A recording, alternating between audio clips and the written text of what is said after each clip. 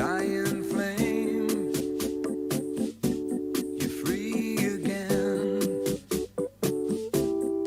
Who could love do that to you? All dressed in black, you won't be coming back. So save your tears, got years and years. The pains of 17s, unreal their only dreams. Save your crying for the day.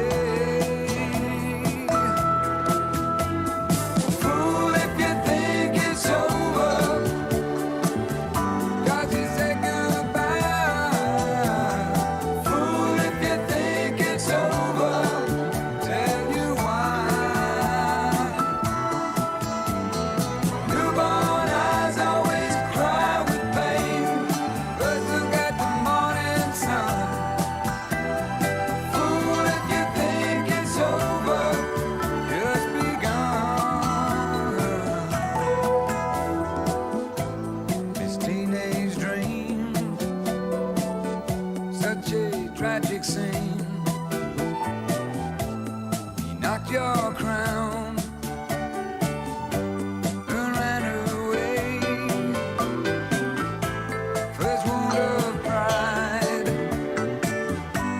and how you cried and cried. Save your tears, got years and years. Fool if you think it's over, 'cause you said goodbye. Fool if you think it's over, tell you why. Fool if you think it's over.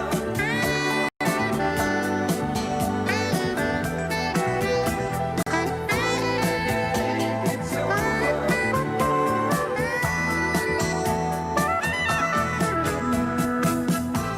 I'll buy your first good wine. Ooh, we'll have a real good time. You say you're crying for the day. Newborn eyes always cry with pain. First look at the morning sun. Fool if you think it's over, just begun.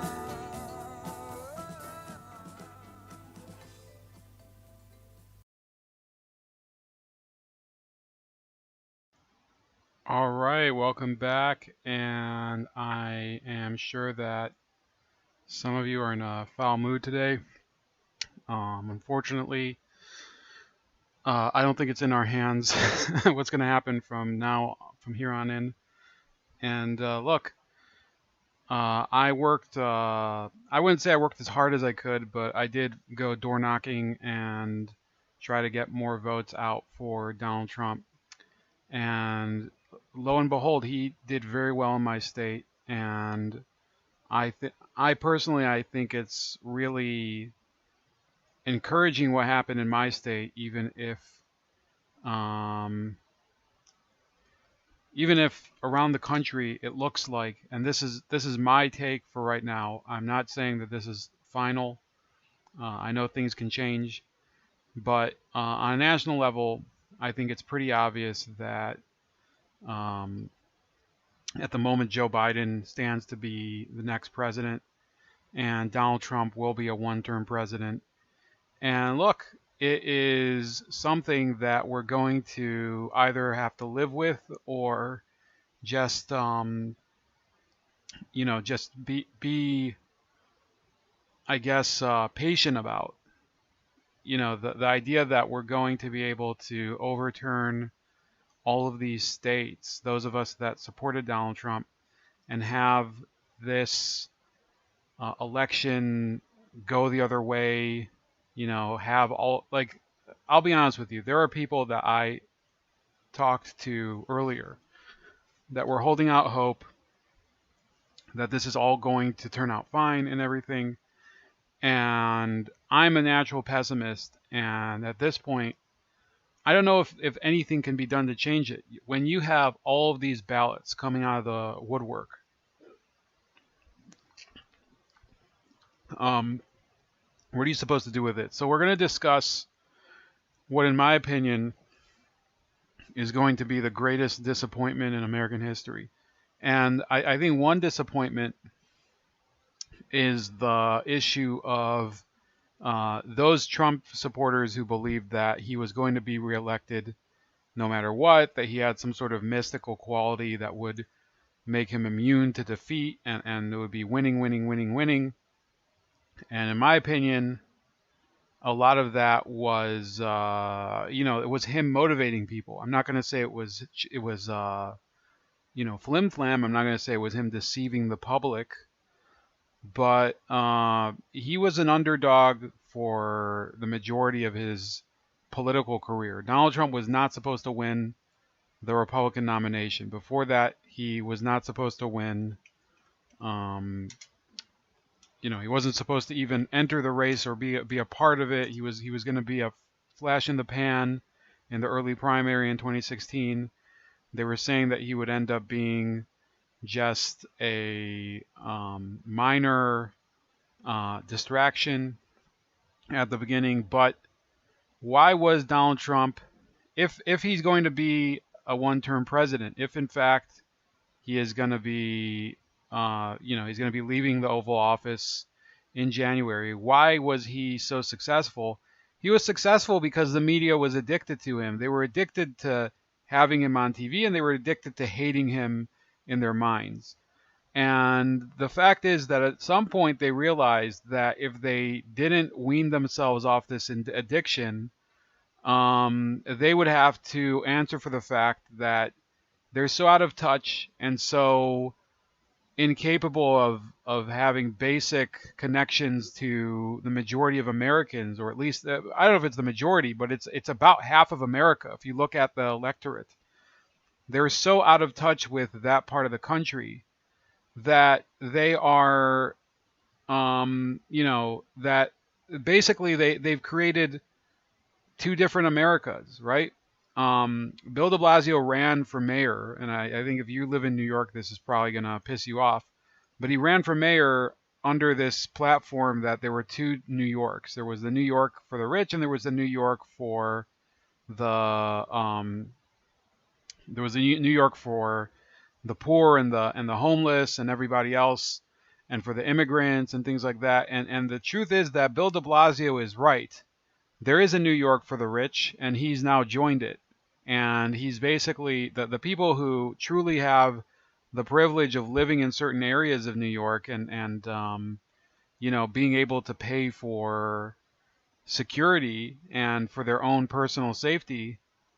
They live in one New York, and then everyone else, they live in the other part. And I've been there a couple times in the past few months, and I feel sorry for the people living there. And I mean it from someone who, I have plenty of criticism for those states, but when you see some of these people living in those states, Dominican ladies having to take their kids on the subway and around all these bums, and you think Bill de Blasio really made the city better?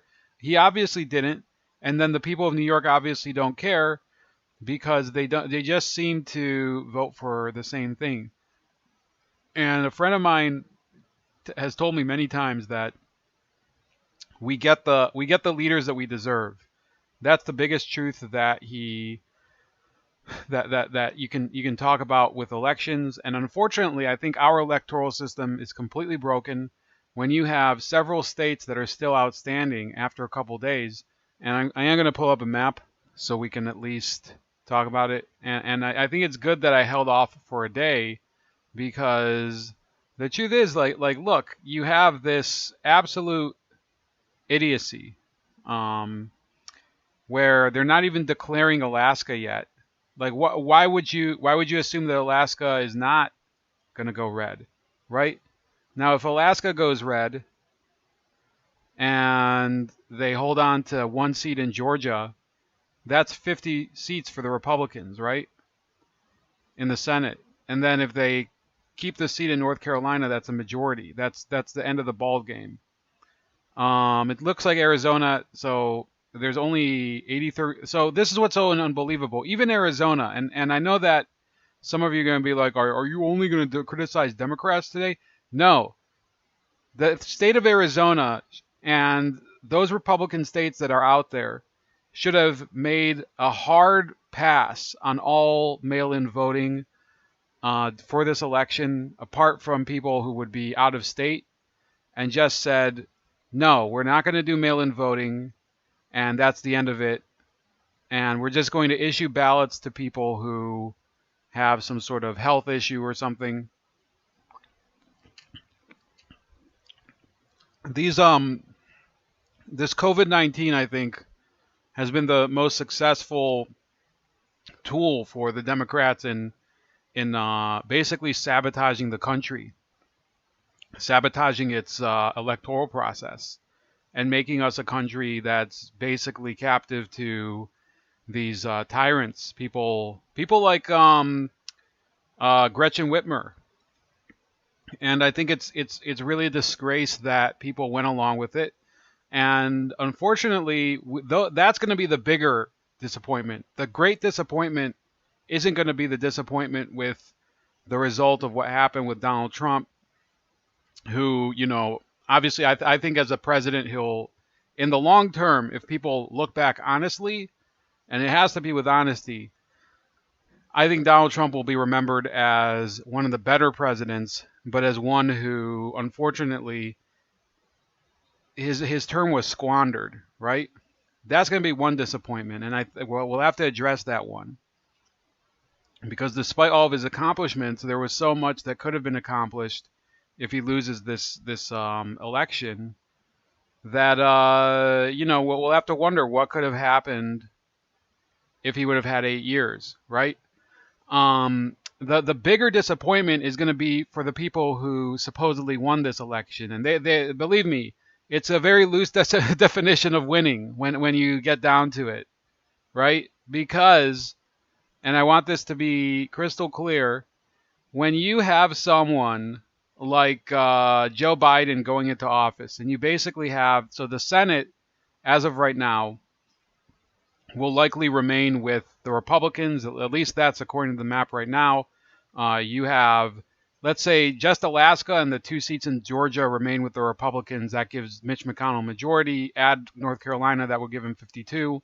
And I am not going to rule out on appeal, if there's a court case, the Michigan seat flipping. So that could end up giving the Republicans, let me see here. So 4 plus, so 53 seats, basically meaning that the Senate would remain unchanged under Biden, right?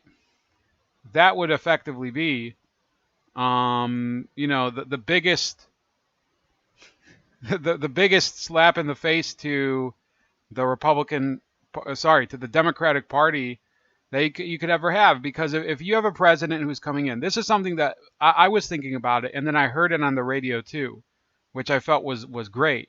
Sometimes you just have this meeting of the minds across the cosmos. Who knows what causes it? Is it God? Is it just people having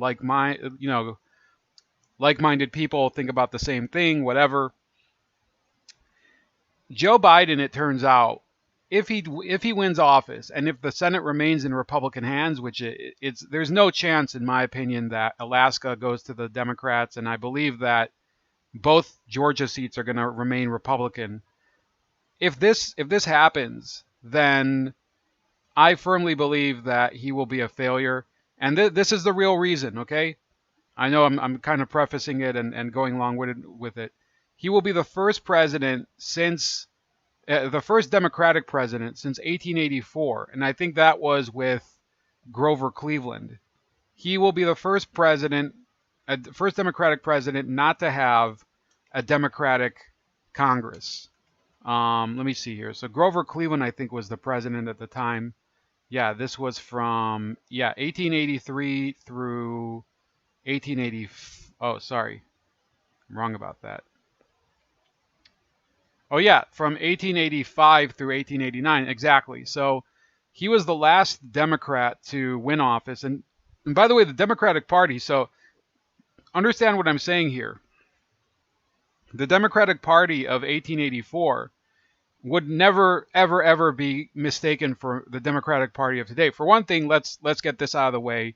It was a party that half of it was racist Southerners, and then the other half were these Northerners that were sort of, I guess they were more of the merchant class. They were trying to, they weren't precisely like big capitalists. I think the Republicans at the time were, but they were sort of like these. They were like a different style of business Democrat.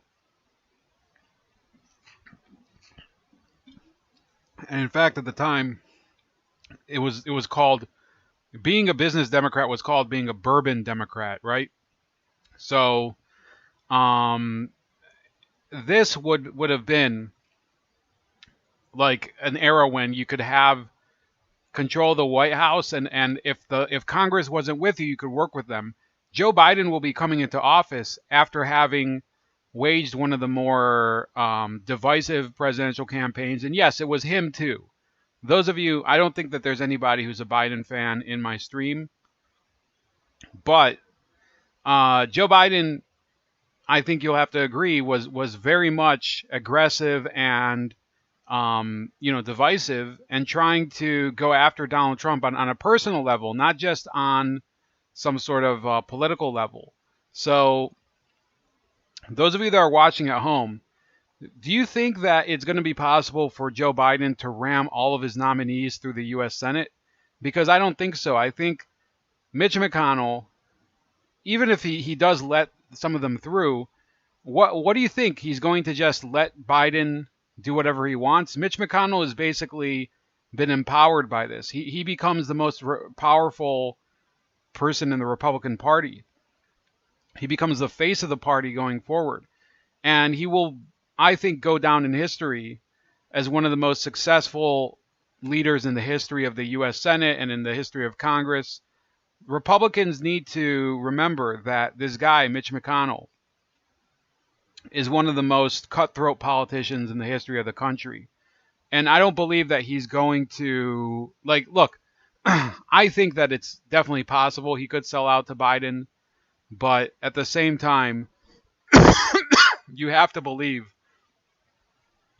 if you think that he is happy with the result from last night, I don't think so. And I think that he will probably use his position in order to really make it hell for the Democrats and make their legislative agenda grind to a halt.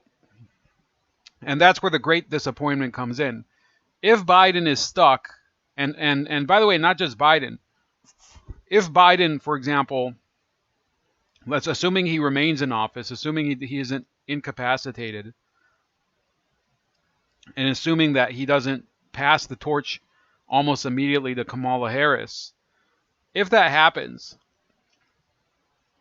and he's completely stymied in the Senate, where is his base of support going to be? Because for so many years, people were saying, once we get Trump out of office, it's going to be this revolution, and you're just going to see, you're going to see basically the Democrats being able to actually pass that agenda. This is what Biden said during his last debate with Donald Trump. He said, I will get it done. I will do it. This is something that we couldn't do last time because of the Republican Congress and whatever. Well, now you also have a Republican Congress. You're still going to have, first of all, the Senate is going to be Republican, and apparently the House is going to be closer to, the Democratic majority is actually more knotted than it was before. It's gone down. They've lost, at my count, they've lost 5 seats, and plus there's probably going to be 2 more seats that are going to declare in the next few days. I think that there's a seat in Utah that might declare. So the Republicans could potentially pick up 8 seats, and currently, so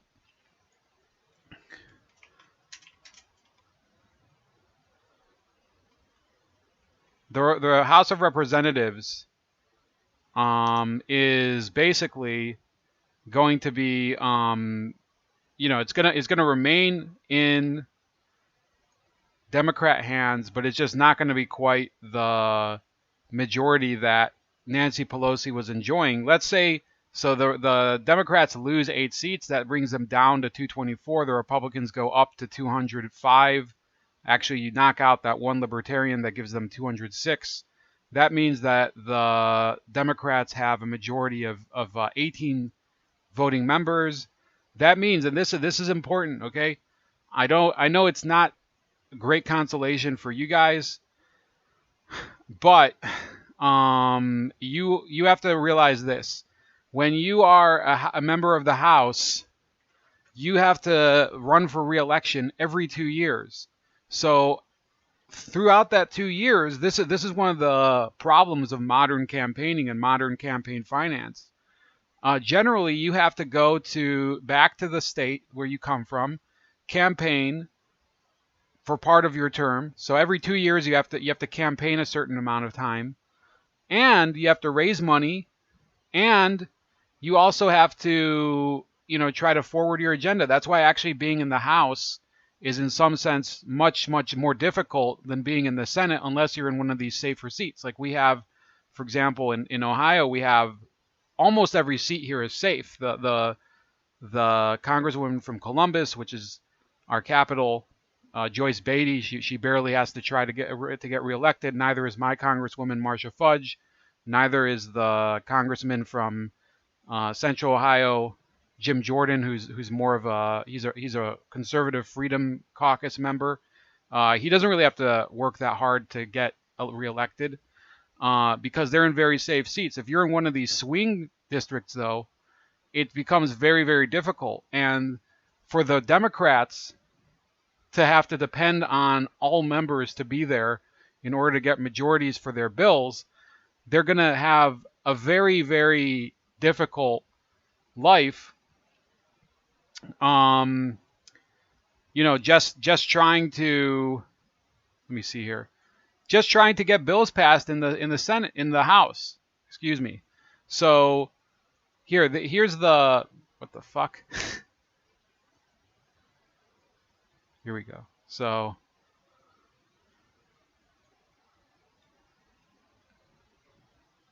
let me zoom in here. So the Ohio House seats, you actually see that very few of these districts were actually very competitive. Some of them actually declared very early. Here's Joyce Beatty, for example, in Columbus area.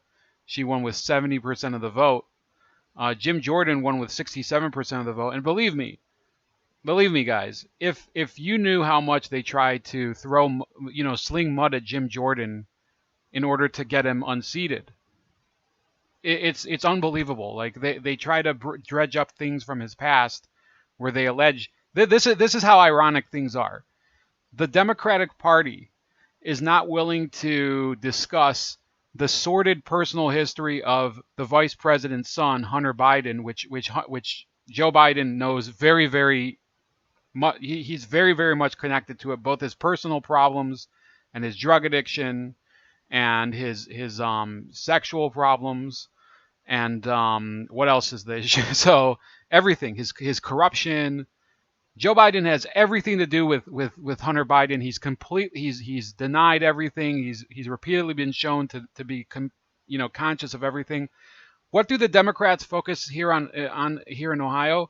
They continue to dredge up the issue that Jim Jordan was an assistant wrestling coach in the 90s at Ohio State when this Ohio State doctor was abusing wrestlers, and apparently he may have not reported it. And they consider that a scandal worthy of him being, removed from the House or something. When in reality, there's never been any evidence that Jim Jordan knew about it, and he actually has won court cases that allege that he knew about it, and they've continually failed. So, yeah, the Democrats repeatedly bring this up here in Ohio, and it never seems to work because he's one of the most popular congressman in his district. So let me just read some of your comments. By the way, I do have a T-shirt with the background here. It is up, but I think, you know, 1 second. Okay, so I have this shirt. It has the design that you see behind me. Scranton Joe's Super Spooky Ballot Pallet Magic Show. That's what we're selling right now. You got to make, when life gives you lemons, have a mojito drink. That's what we're doing here. What are you gonna do? Are we gonna cry in our beers like they did in 2016, the TYTs of the world?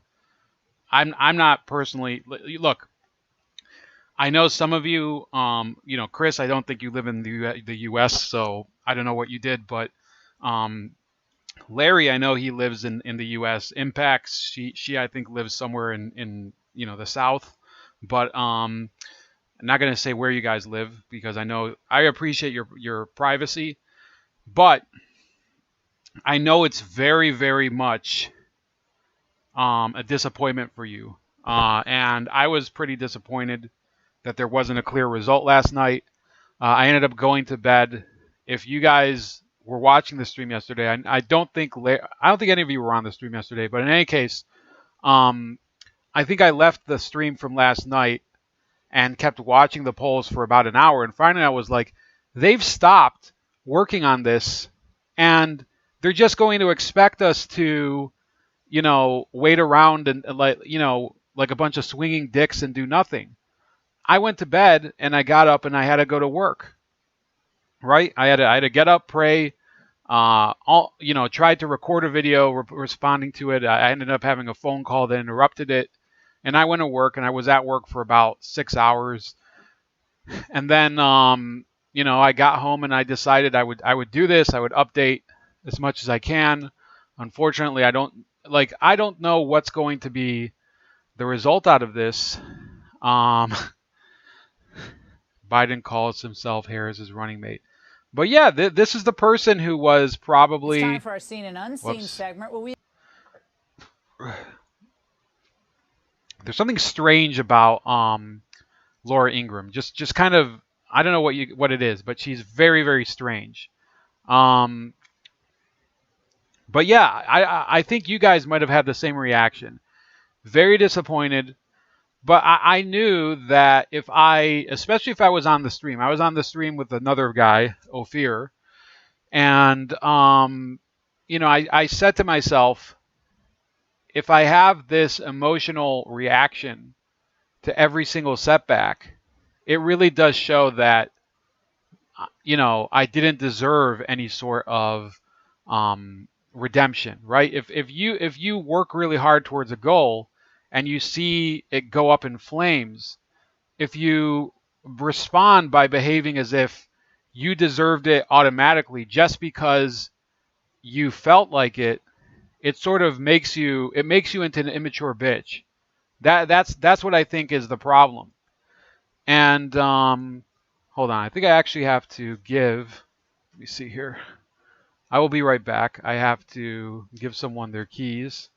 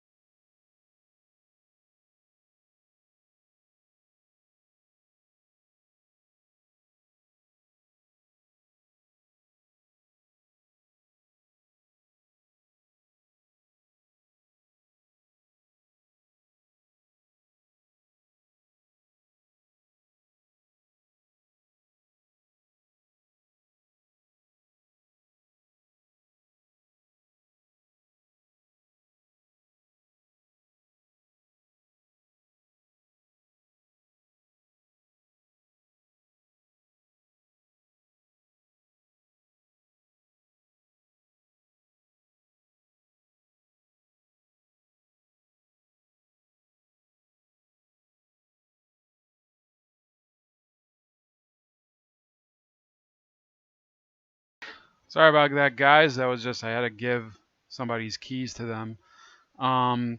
So I know that it's been a pretty difficult time for those of you that are dealing with this race, dealing with really the stress of the past 4 years. And what just happened, I had to give someone their keys, as somebody I work with. I think that there's a major difference in the mental process between liberals and everyone else, liberals and Republicans, or liberals and conservatives, or liberals and independents, which is that many of these people who are whatever you want to call them, Democrats, progressives, liberals, they have their head completely in the game. They're consumed entirely by their political beliefs. They're not necessarily well versed in either economics or the theory behind it, but they're very, very much obsessed with it. And the truth of the matter is that these people, they don't have anything outside of that box. They're completely obsessed with it. You see it when in the past 4 years, and this is what's going to be strange. What's going to happen to all those people that were marching all over the place, and they were out in the streets all the time. There was the Women's March, and there was the March for Our Lives. All of those are gone. Are they really going to be turning out for those stupid events anymore? By the way, by the end of Trump's term, by last year, 2020 and 2019, the Women's March was basically logging, I think, less than 100th of the original number of people that were going, right? There were hardly any people going to the Women's March. March for Our Lives was like a flash in the pan after the Parkland shooting. So all of those mass movements that started as a result of whatever it is, after the 2016 election, or after the Parkland shooting, or you can pick, you can have your pick of whichever event it is. All of those events were largely, bullshit, right? And the people who were part of it, they will look back on their role in all of those events and probably think of it in fond terms, but they didn't accomplish anything. The Women's March did not make the standing of women in society better, right?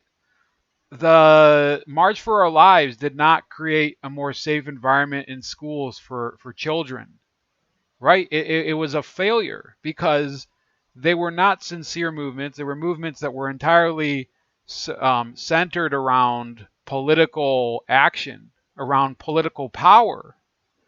And that's why I believe that the great disappointment is going to be upon us. Because, yes, there are going to be people, the David Hoggs and the Rosie O'Donnells, and perhaps some of the people from The View and Chelsea Handler. They're going to have to switch off their political, whatever you call it, their political switch.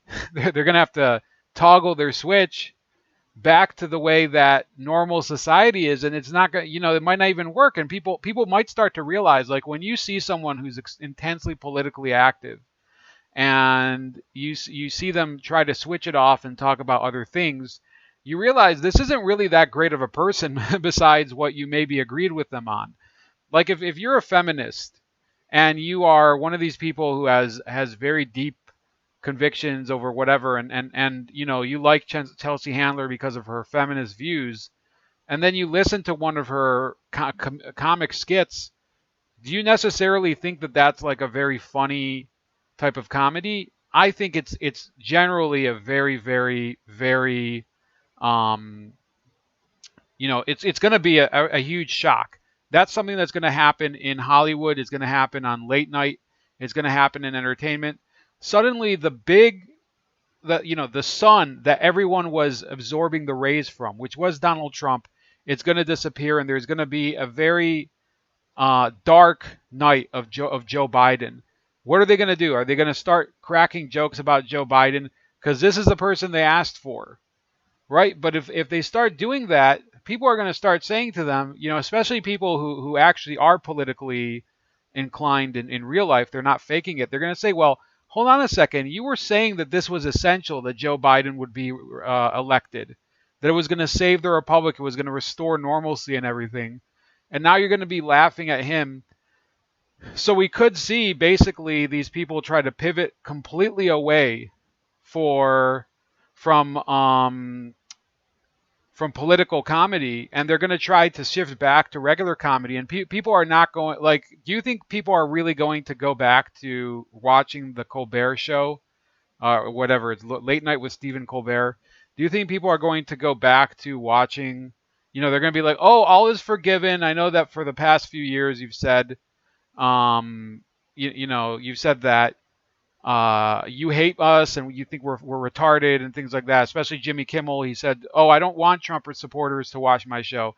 Yeah, they're not going to go back to watching your show just because Trump is out of office. I haven't watched late night TV in years, so it doesn't really affect me.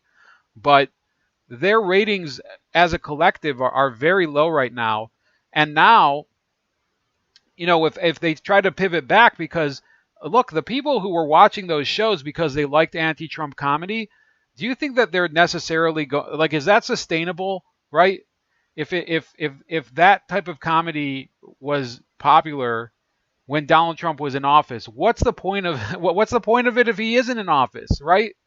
Where is that really going to have an expression? So all of those comedians, all of those people who were producing, these shows that are very, very politically charged and everything, what's going to be the reason for it? Because the executives, the producers, the people who have the money to make from these and the money to invest in making them, they're going to start to see, well, first of all, we don't really, this wasn't really making that much money even when Trump was in office. There were plenty of shows that were being made, especially, let's just talk about the ones that were on Netflix, right? There was what's that show? The Break with with Michelle Wolf and the there was the other one. It was The Opposition on Comedy Central with Jordan Klepper. There was also Patriot Act with Hassan Minhaj. Those shows, they had, kind of cult followings, but they weren't really successful that much. I mean, I think Hassan Minhaj's did somewhat well for a little while, but they were major flops. Now that Trump is out of office, now I'm not saying this as a matter of fact, but like, again, if you joined late, I know Kiana, I think you joined a little later. Let's say that Trump leaves office, all of that comedy, the whole genre of political comedy, basically falls apart because the focus of it is gone. You're now going to have to pretend that a group that you thought was holding the entire country back, you're going to have to pretend that they're still important enough to make jokes about. And they're not, right? The Republican Party, if it's out of office, what are they going to do? Are they going to start focusing shows about making fun of Mitch McConnell because he's not that interesting? And I know that if, I've watched some streams from the Senate floor of Mitch McConnell addressing the Senate floor. And while they, if you listen to them, they're maybe you don't fall asleep, but no, they're not interesting at all. I would say that one of the reasons that the Republican Party is able to maintain sort of the power that it does in certain states is that people aren't interested. People don't care for change. In some of these states, there's states like up in the West, in big sky country, states like Wyoming, where the big issues aren't that big. There aren't what are the burning issues in states like Wyoming and Montana? Probably drug addiction and community safety and things like that. There's no massive deficits. There's no burning trash all over the place, right? Kiana Rainey, who for some reason there's two Kiana Raineys in the chat. There's one with icon and there's one with a letter. So she's saying, I cannot believe Biden and Harris won. Like this stream, I'm assuming that they did, right? In reality, we're not going to officially know for a little while, but I'm operating under the assumption that Biden and Harris won, and I'm sorry to be sort of the pessimist here. All these people saying, oh, Trump can overturn it in the courts. All these people, you don't know what can happen in the courts. Maybe nothing happens. Maybe the courts basically tell Trump to fuck off. We can't depend on the courts. Unfortunately, yeah, I think they stole the election. And I think unfortunately, the way it's standing right now, it's already been stolen. I'm not happy about it. But I'm not going to delude myself. Like the Democrats started to make, they started to concoct these ridiculous schemes in 2016 about, maybe we could swing people in the electoral college. We could get faithless electors not to vote for Trump or whatever. They were making shit up as they were going along, and they were saying, maybe they started going into all these, like you don't forget these past 4 years of these harebrained schemes of, how about, the House? This was what's his name? Lawrence Tribe. How about the House? They impeached Trump and they put in, they basically put in Nancy Pelosi as vice president, and then Pence basically resigns and lets Pelosi be president, and then Pelosi makes Hillary Clinton her vice president, and then she resigns. He was putting these things forward as serious theories. I am not going to be sitting here and trying to keep your hopes up about a win in the court. It's very hard for me to see the courts successfully overturning elections in states like Michigan. Now, I'm not going to say it can't happen, and if it does happen, I'll be just as happy as anyone else. But we're done. There's nothing I can do right now. This is about as powerless as you can feel. And I'm not gonna stop doing my writing. I'm not gonna stop doing. I think I'll still do some YouTube. I don't think it's gonna be the focus. I'm gonna still sell T-shirts on Etsy, such as this one, which you can find with Scranton Joe's Super Spooky Ballot Pallet Magic Show, right? From the Razor Sharp News Chronicle. By the way, if you want to get my newsletter, and I think maybe a couple of you are already signed up, but you can sign up today and get the Razor Sharp News Chronicle every week, usually every week. We're not going to like bombard you, but yeah, I am not going to stop writing about things that I find interesting and important. But I'm also not going to delude you guys and build up this false hope in you of things happening that I can't guarantee. I am not one of these people. Like I see a lot of these people who I know and respect, who have YouTube channels or are activists, and they're like, yeah, we can work it out, courts, blah blah blah. Trump is declared. Look, he can do whatever he wants.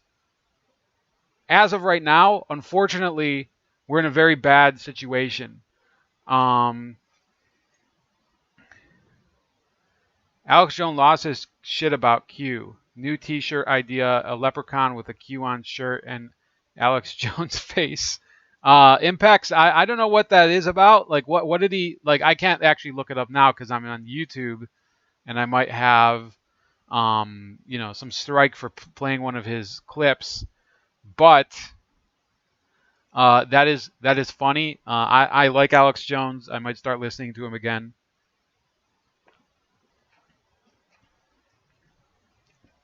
I know he has a channel on Library, by the way. So, again, if you guys want to stay in touch, and by stay in touch, I mean keep reading, some of my stuff. I started that newsletter. It's the last link that I shared. And I hope that you guys will keep, watching my channel, reading my stuff, sort of getting the analysis that I try to bring, and sometimes investigative pieces that are important. And look, this might be, now this is bad for the country, so I'm not trying to make you feel better, but it might be good for me because I think there might be more illegal things going on with the Biden administration to write about. I think that they're going to do many, many things that are going to be in bad faith, skirting the law and hurting the country and undermining our republic. So in terms of that, so long as obviously they don't completely shut down society and make us into a complete police state, which in which case it's still bad news for all of us, including me. Yeah, I'm gonna have what to write about. And the thing is that with the government divided, with the Senate as of right now remaining in GOP hands, I think that whether it's Kamala Harris or Joe Biden in office in the next 2 years, the Democrats are heading towards probably a bloodbath in the midterm. Okay, and I'm not trying to make the prognostication too early, but I'll tell you why I think so. First of all, they're already starting out with the Senate in GOP hands. That means that whatever they've promised up until now, they can't deliver almost any of it. They can't deliver the healthcare plan that they were promising. Okay, there's not going to be a Biden care. Mitch McConnell is probably going to say, we don't care. We're not interested in doing this. I stayed in charge of the Senate, and the Supreme Court is going to decide this, and you can go F off. And the voters in some of those states where the election was razor thin, they're going to remember this night, and they're going to say, what? You think that we're going to go back to the polls and vote in more Democratic congressmen and more Democratic senators, which, by the way, they can't.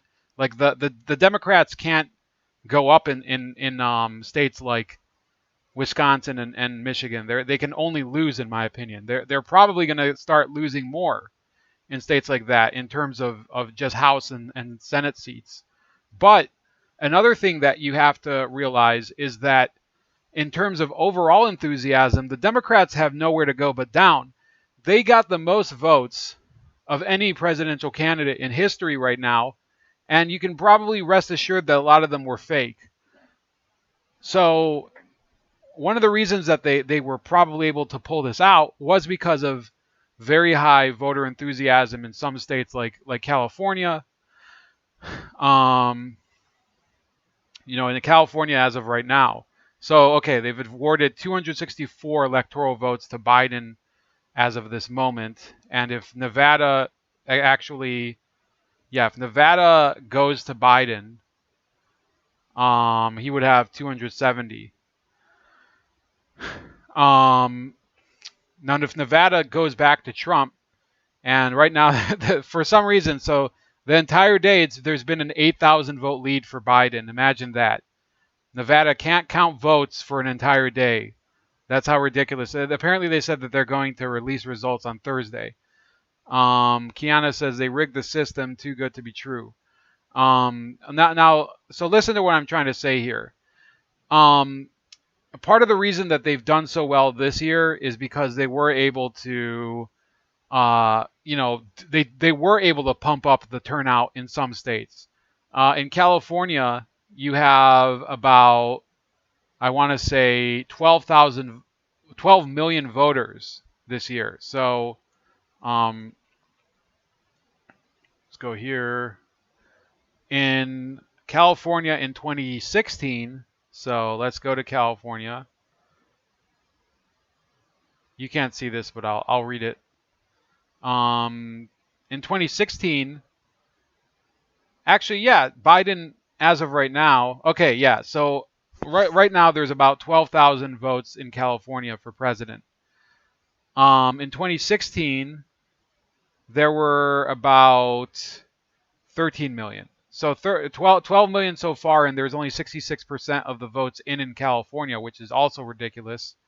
But I think that at the end of the evening, or at the end of the counting, whenever it ends, yeah, California will have a much larger turnout than in 2016.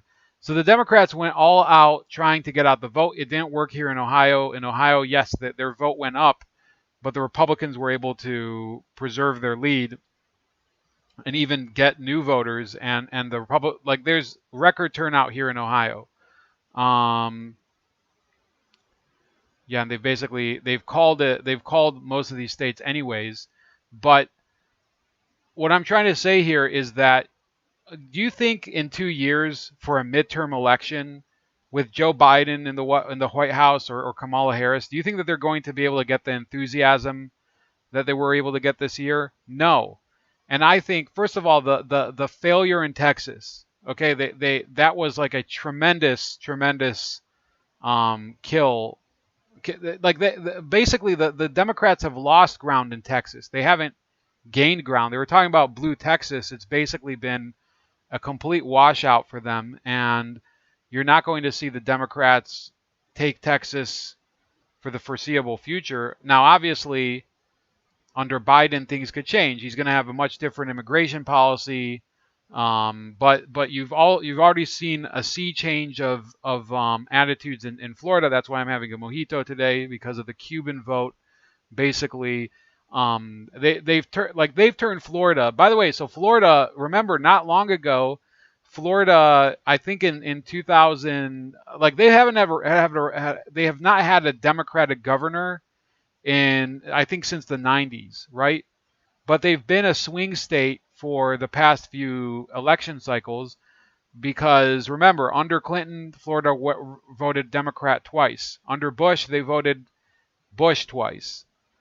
Under they voted Obama twice. Now they voted Trump twice. And but the difference is, this is something that I think is significant. Yes, they voted with certain candidates, but this time, let's say Trump loses, Florida has basically become a red state. There are no Democratic statewide officials in Florida. The Republicans have basically taken over the Sunshine State, and that's another point that I want to make.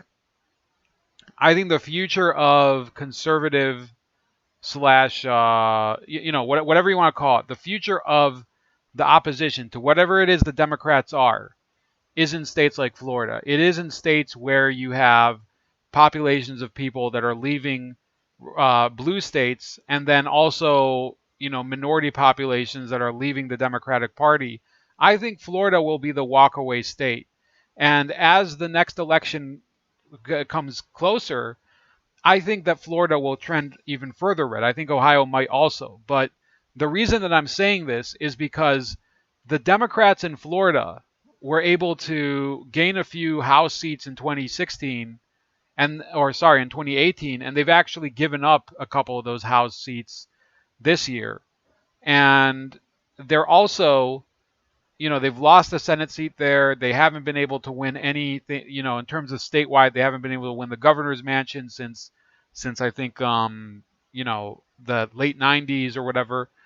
The Democrats are basically, and in fact might have been even earlier. I think the last time the Democrats were able to win an election for the governor's mansion in Florida was in 1994. Ironically, the Republican who lost that race was none other than Jeb Bush. Those are things that you have to start thinking about. Is the Democratic Party going to be able to turn it around? Because I'm seeing this becoming, this is a Pyrrhic victory, as they say. I don't know if it is, like, if somebody is in the chat, how is it pronounced? Is it Pyrrhic or is it Pyrrhic? Because it's a very I think it's like a Greek word. It was originating Greece. Pyrrhicc. I think that's the way you spell it. Maybe it's Pyrr. But in any case,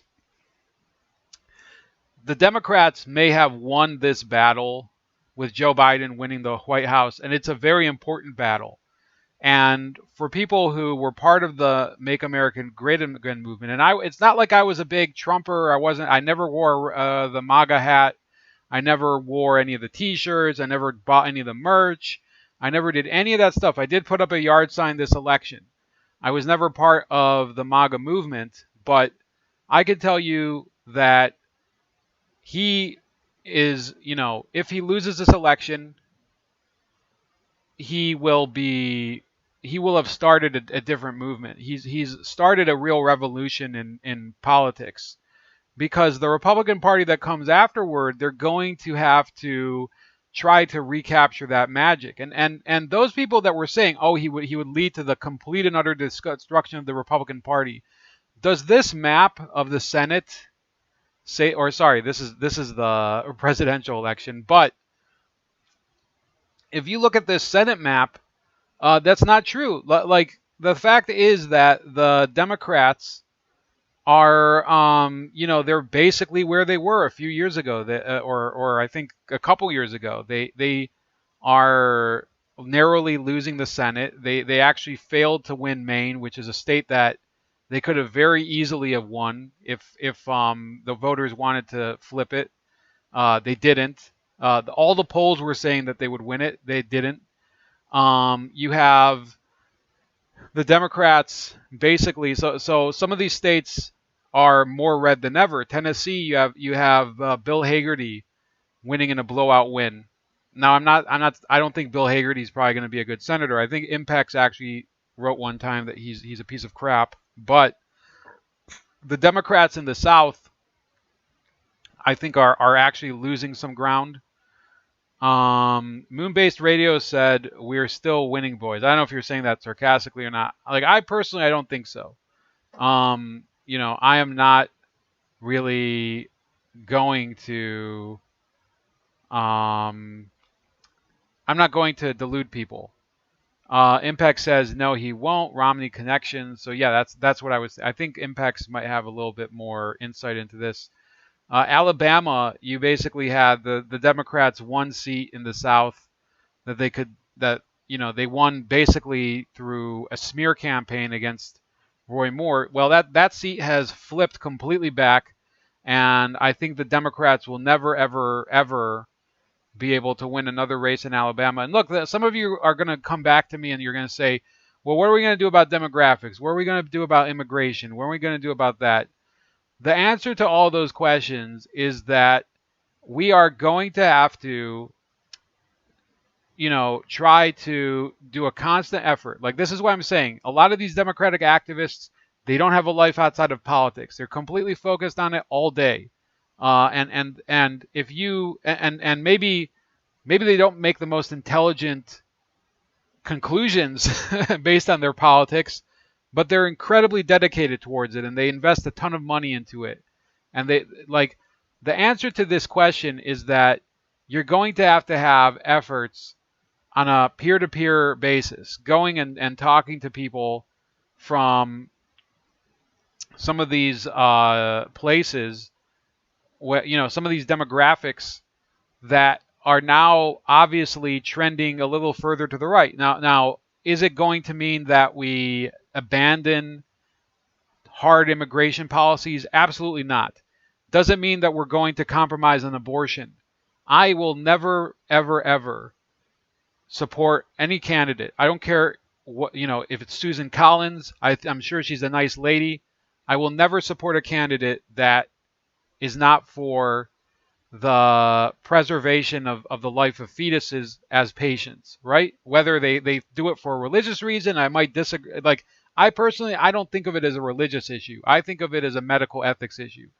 And the fact that you have a party in America, the Democratic Party, that is telling people that it is your choice to abort a person who is a patient, a medical patient, simply by virtue of the fact that they are in the womb, I will never support a candidate for either party who supports that.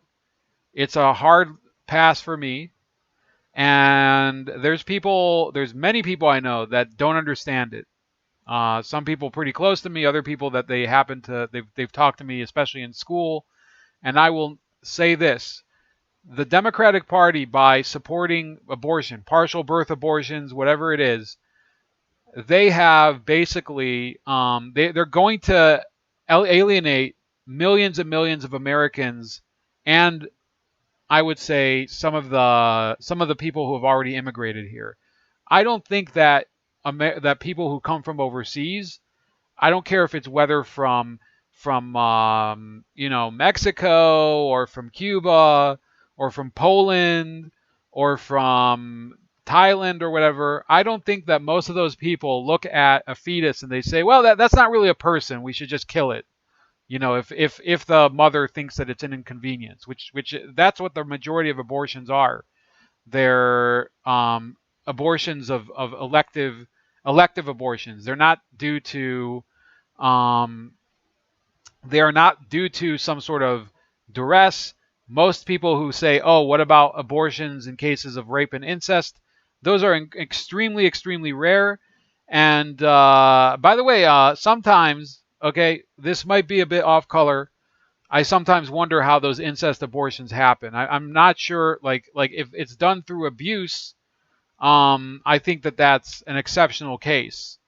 But like to say, well, because some cases of abortion happen due to rape and incest, that we're going to make it the prerogative of every woman in America who has a fetus, who has a pregnancy, and we're going to basically say, oh, you basically get the kill switch for this other person because we don't care. We don't consider that person to be an American like everyone else until they pop out. That is basically a position that I think the majority of Americans are against, and I think it should be the cornerstone of the opposition to the Democratic Party. Now, if we can get Democrats to become pro-life, if we can get Democratic politicians to become pro-life, I'm fine with that. I would say that if you're a pro-life Democrat politician, you should, you should be encouraged. But the fact is, so, it's an important enough issue. But for me, the fact that there are still pro-choice Republicans, I think, is a testament to how bad of a party it is. That you like, in order to be a party of principles, you have to have hard lines, and we should not have pro-choice Republicans. If you know what, and I shouldn't be saying we, because so long as the Republican Party has people at the federal level, at the state level, whatever, who support abortion, who are pro-choice, it's not a party for pro-life people. It has to be a hard line. We have to say that this is what we stand for, and we're not going to, we're not going to compromise over it, right? But it's sadly not the case. There are still 2 senators who are pro-choice in the Republican Party. Alaska's Lisa Murkowski and Susan Collins, who was just reelected. And that's one of the reasons that people don't want to be Republicans, because they have very shallow standards. Moon-based radio says, nonetheless, Trump has left his mark. Yeah, he's left his mark, and he's left a major crater, pardon the pun, Moon-based radio. But the fact is that our party,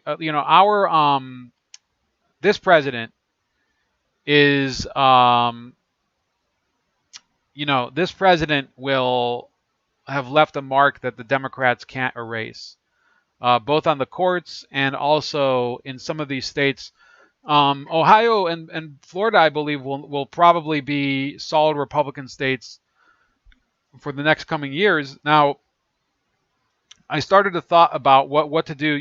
There could be incoming waves of immigration from places like El Salvador and places like and what are we going to do about the wall? Are the Democrats going to sign some sort of executive order? We're going to tear down the wall and all of that. That'll be very ironic for those idiots in Arizona, the McCain people, that basically they said, well, we're going to vote Trump out in order to win, in order to get him out of office, and then we're basically going to flood the state with illegal immigration.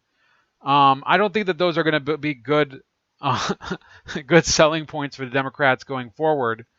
But hey, what the hell do I know?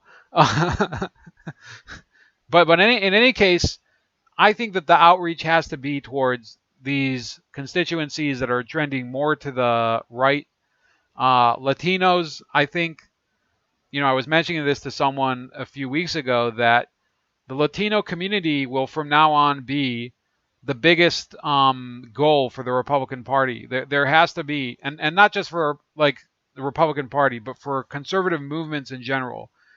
We have to start doing outreach to people who may share common values but may not have common heritage to, like, the problem I think is a little bit complicated, but there's ways to get through it. And one of the complications is the division within Christianity and Christian churches, right?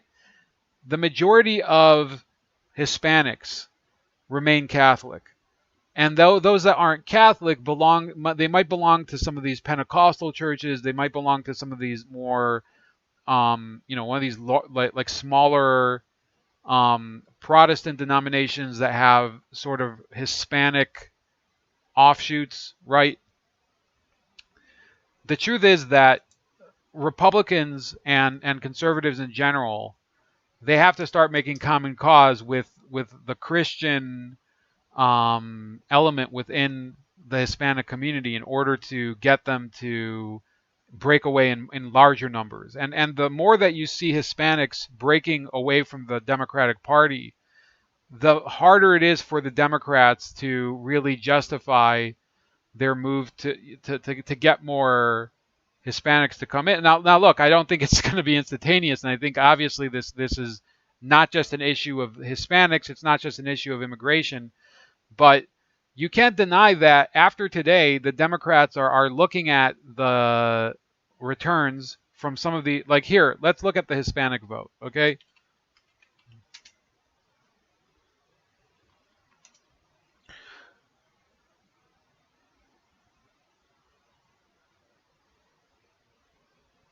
So this is from MarketWatch, and MarketWatch is actually not a very pro-Trump publication. It says, we want to work for ourselves and achieve that American dream.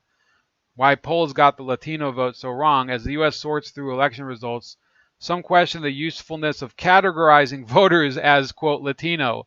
So that's how pathetic it's been.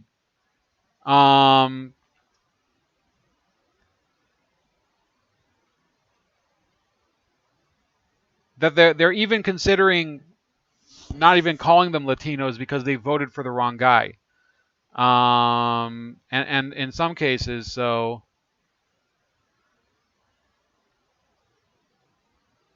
so I talk about as a population and not a community. Mark Lopez, director of global migration and demography research at Pew Research Center, said of the Hispanic or Latino population, to call it a community suggests that it has shared values and interests. It isn't necessarily the case.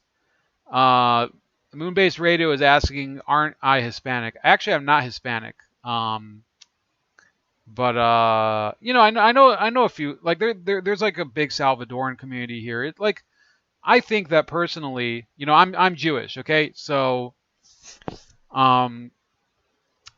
there's often some of these Hispanics living here. For whatever reason, they have, obviously, like they have landscaping businesses here. Some of them have cleaning businesses. And I think a lot of them, they don't really identify with identity politics because they're very, they just come here to work and that's it. They don't have political intentions in mind. They're very traditional people. They're not focused on ideology, and that's the reason that I think that we're seeing a bigger break among Hispanics. And unfortunately, I think the Jewish community, by the way, I think actually voted also in larger numbers for Trump than ever. Now it was not. Let's see here.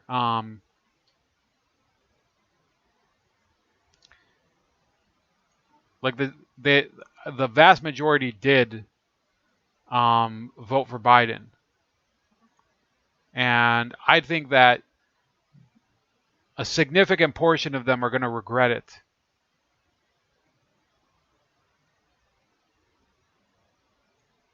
But apparently there were exit polls that showed Trump with higher Jewish support than ever, but that is largely a waste of time to even talk about the Jewish vote. I just mentioned it because I'm not Hispanic. I'm Ukrainian/Iraqi Jewish, so didn't want to lead you astray. I wouldn't want. I'm not like what's her name, Rachel Dolezal. Now, some people think I'm Hispanic because, for whatever reason, but I'm not. Not that there's anything wrong with that, but I'm not Hispanic. I do speak, Spanish at a functional level, but um, you know, mucho respecto, mi gente Latino. How was that for? How was that? Was that you know, Enrique Iglesias can eat his heart out, right? How would you say that? Que comerá su corazón, right? How was that moon based? Was that was that salsa enough for you? I think I want another mojito, but I don't want to get up. Anyway, so apparently Trump actually won 30% of the Jewish vote, and 40% supposedly from Florida. But no, the Jewish vote. This is something that's really funny. That people like to talk about. Oh, the Jewish vote. It's so important. We're a very, very tiny community in terms of voter share, and we're getting smaller. And I think that after this election, and if Joe Biden goes into office, and the way Joe Biden, especially his policy towards Israel, and then also his tax policy and his policies on immigration and his things like that, you're going to see basically some of the Jewish vote is probably gonna, I don't even want to call it the Jewish vote. There's going to be a lot of people that are going to realize that their politics are idiotic, right? They're voting for someone who basically, they pander to them. The Biden type politician, the Hillary type politician, because they move in circles with very affluent and very successful Jewish friends and supporters, they have this aura about them that they're, very pro-Jewish. But it's actually it has nothing to do with it, right? It's the same as those people who might say, I have these, I dated a black girl, therefore I'm not racist or whatever. Well, that doesn't mean you're not racist. That means that maybe in the past you had a relationship with her. Maybe as a result of that relationship, you may have had negative experiences and you've become racist towards a black person or towards black people in general because you're that type of person that, you let negative experiences affect your opinions of a general population, right? So the Democratic Party, if Biden wins, if this holds up, right, which I'm assuming it is going to hold up because there's nothing right now to suggest to the contrary, you're going to see the biggest, this is one of the big disappointments. A lot of these people who they called themselves the pro-Israel Democrats, they're going to be revealed as frauds, right? The Biden administration is already committed in writing to reopening, and I think it was either verbally or in writing. They've committed to reopening, the PLO office, the Palestine Liberation Organization office in Washington D.C. They've committed to reestablishing foreign aid to the Palestinian Authority. They've committed to rejoining the Iran nuclear deal. They've committed to all of those things. And if they end up doing all of those things and possibly ruffling the feathers of the Israeli government and everything, then those people are going to be they got everything they wanted under Trump and they still voted for the other person. That's how stupid of a voting base you are, that you use your personal prejudice against one person because you don't like him. It gets you to vote entirely against your own agenda. That is low information voting. It's beyond low information voting. It's a lack of gratitude, and it shows basically the fickle and all of these very shallow characters of the people I'm talking about. These people who are what I would call centrist liberals. We have, so Gary says, most Latinos I know have traditional values. Gary Leroy GT says, the Orthodox Jews in New York love Trump. Yeah, I was in New York a couple weeks ago. Maybe it was 3 weeks ago.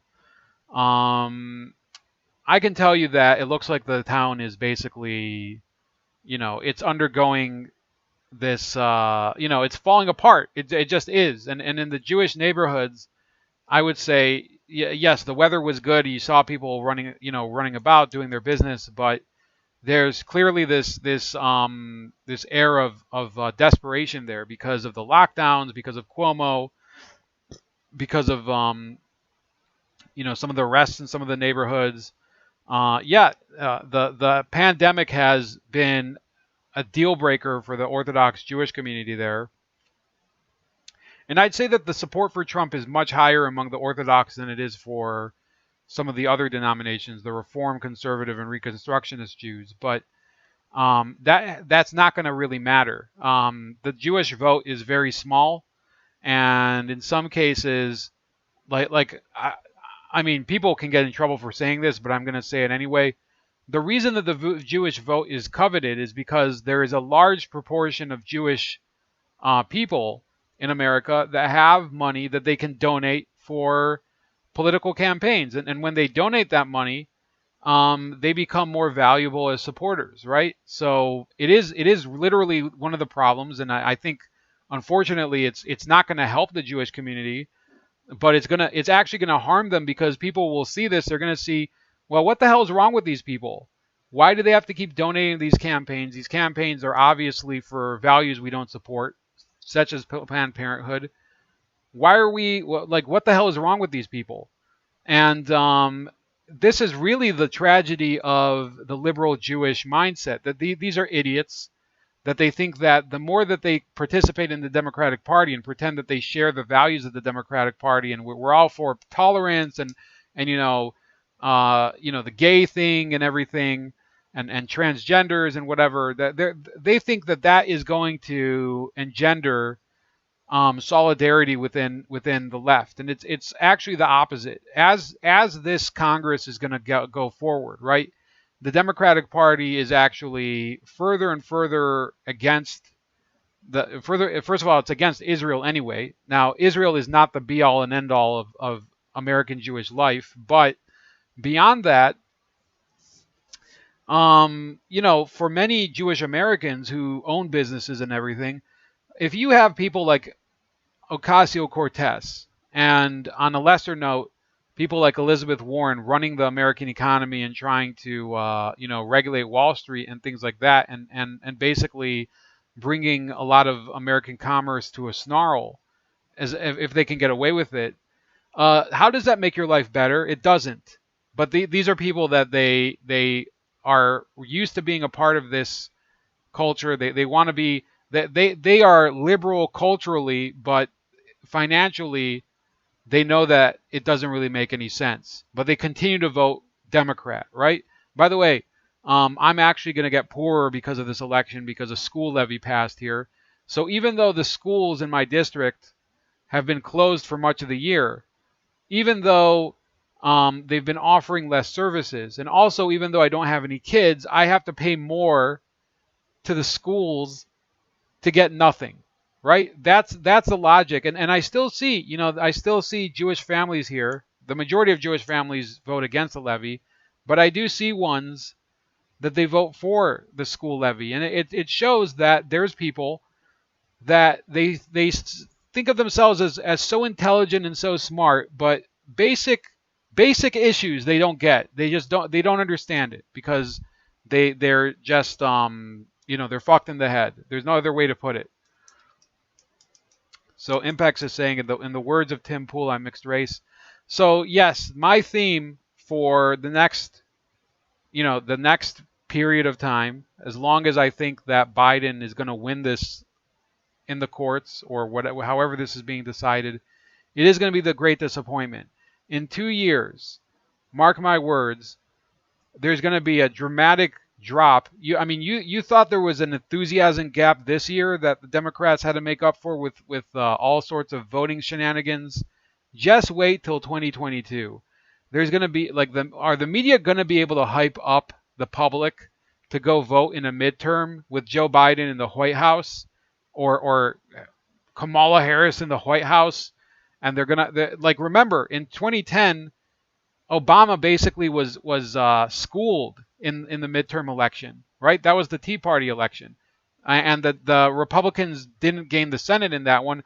This time they would be starting out with the Senate, and they would have a very small gap in order to win the House. And like I said, the Democrats have, first of all, a very small majority, if you really think about it, because a lot of House members have to travel back and forth to their districts to campaign.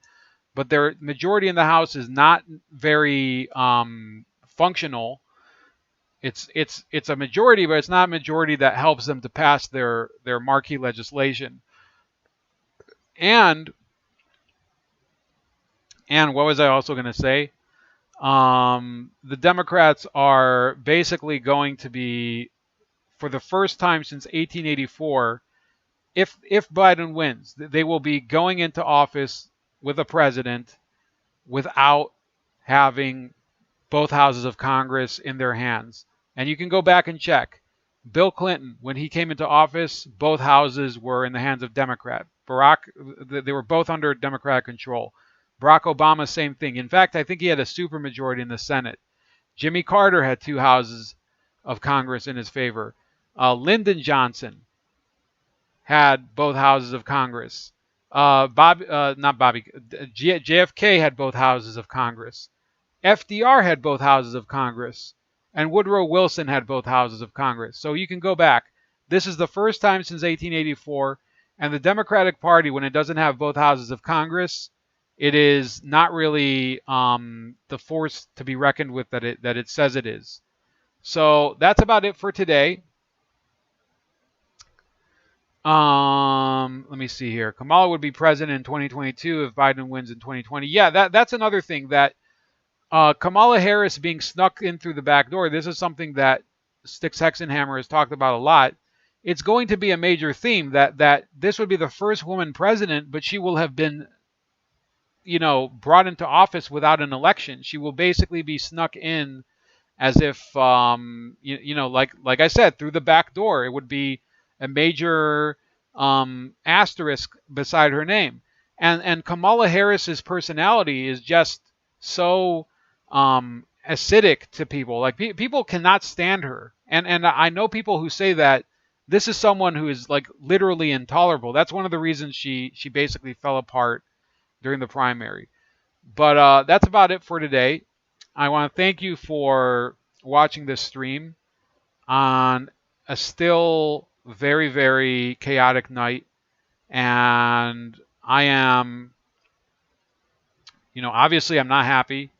I'm very anxious. There's things that I worry about as, a citizen, as an Ohioan, and as someone who, I'm a Second Amendment supporter, oppose abortion, believe in property rights, believe in all of the principles that, many conservatives believe in. Obviously, there's things that I don't believe in that the Republican Party supports. But yeah, I think it's an awful, awful turn of events for those of us. But we have to focus on the day after and building towards something else, and maybe accomplishing, like if we can accomplish some of the goals that maybe Donald Trump brought into our focus, even if he's not around, that would be just as important as having him to do it with us.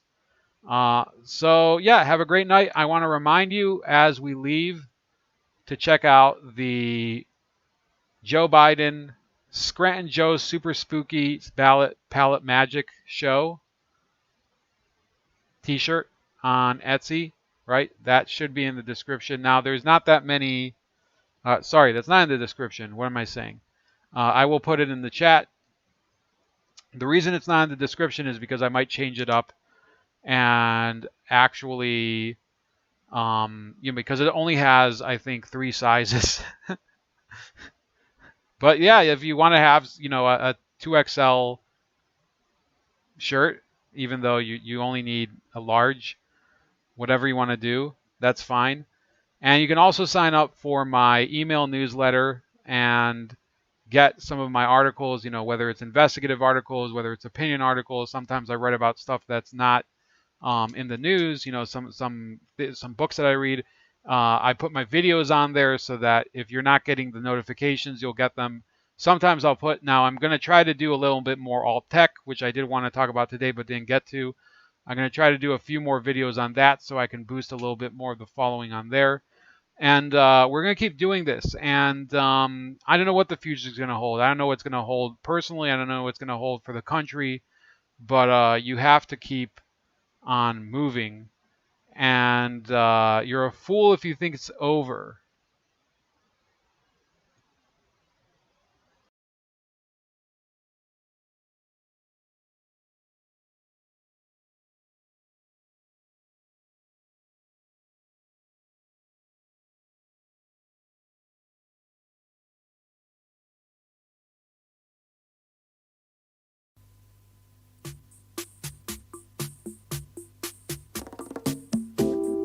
Dying flame, you're free again.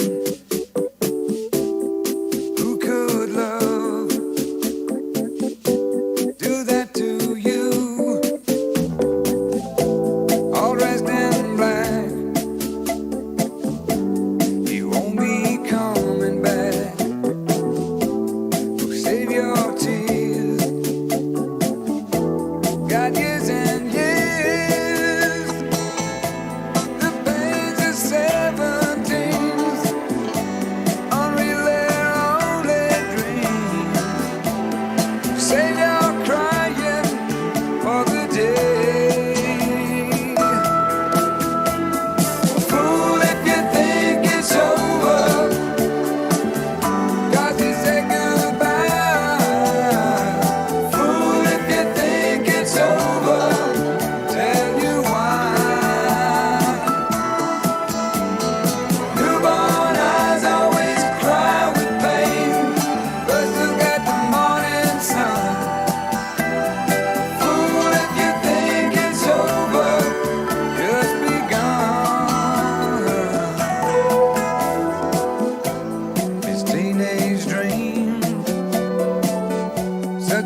Tragic scene.